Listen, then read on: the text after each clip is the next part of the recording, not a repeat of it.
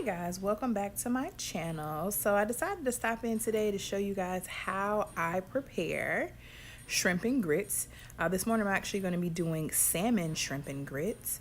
So here's kind of a brief overview of all of my ingredients. That is some milk starting for my grits, and let's see how this goes. So this is a sauce pot, of course, 5-quart sauce pot. I have 1 cup of water, 3 cups of milk, 1 cup water, 3 cups of milk. And I'm going to put some salt into my pot here.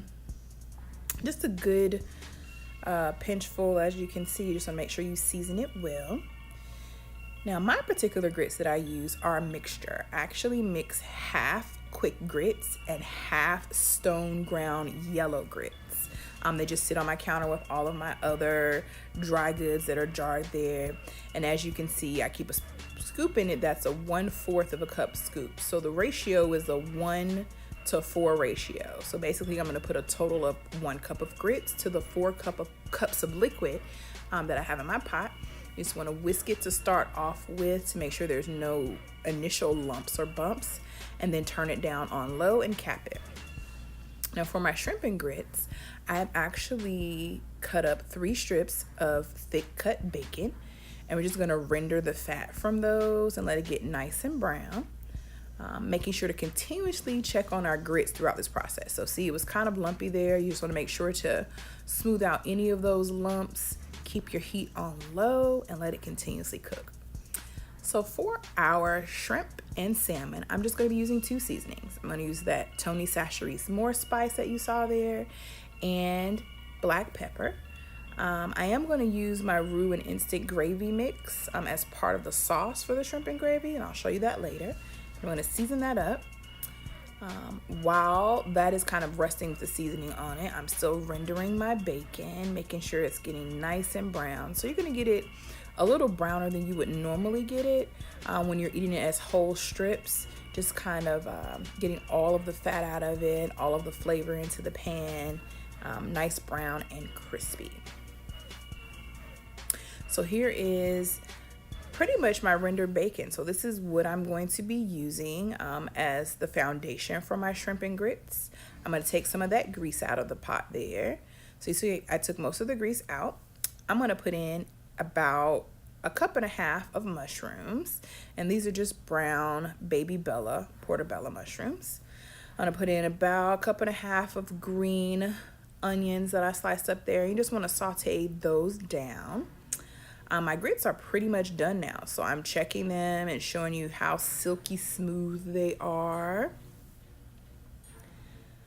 And I'm just going to go ahead and turn the heat off of those and let them sit for a little while. They'll continue to thicken while they're sitting. They are completely done at this point. They've been cooking for about 15 to 20 minutes. Now my vegetables I'm going to push to the outer edge of the pan. They are almost done, not quite done as of yet. And we're going to go ahead and sear our salmon. So I'm going to take some of the bacon drippings, or the grease that was rendered from the bacon, and put it back into the middle of the pan. Spread it around a bit. And then I'm going to place my salmon down into the pan. This pan is up pretty high right now. It's probably on the higher side of medium high, just so you get a good sear on your salmon. And your vegetables are kind of still cooking on the outside there while you're making salmon. So this is the cheese I'm actually going to use for my shrimp and grits. It is a champagne aged cheddar cheese that I get from Costco. As you can see, it's fairly inexpensive. This is almost 1.5 pounds, and it was less than $8. I am just going to slice up a few pieces of this, probably about 1/4 to 1/2 cup of it, and put it in with my grits. And there's butter and pepper in there, so we just let that just kind of sit and melt. So as you can see, my salmon has seared on one side, and I have flipped it, and I'm going to go ahead and get it out of the pan. So that's completely done. I pretty much cooked that for about 3 minutes on each side. It's a pretty thick piece, so 3 minutes on each side was good. Now I'm going to put in my seasoned shrimp. They're pretty large. I have about 10 shrimp here. And this time we're just gonna saute everything all together. So finish the sauteing of the vegetables that are there. Make sure that the shrimp get nice and pink.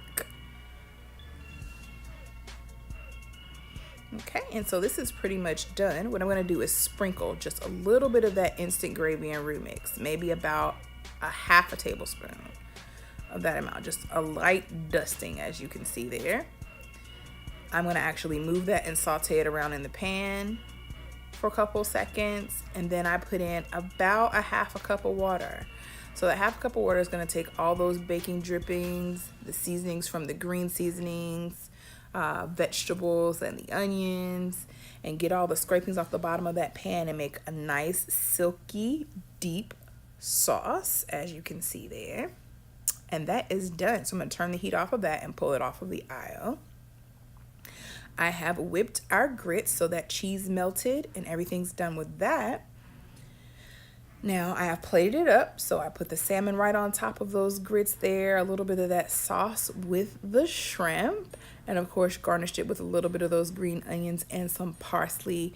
This is really delicious, a family favorite for almost everybody in my family. Let me know what you think. I did change my recipe a little bit on this with adding that instant gravy and roux mix. It just kind of makes the sauce deeper, rich, and it tastes better over the grits. Let me know if you have any questions. Like I always say, thank you so much for watching my channel. Take a look at my last vlog. Like, share, subscribe. Have a blessed day. Bye.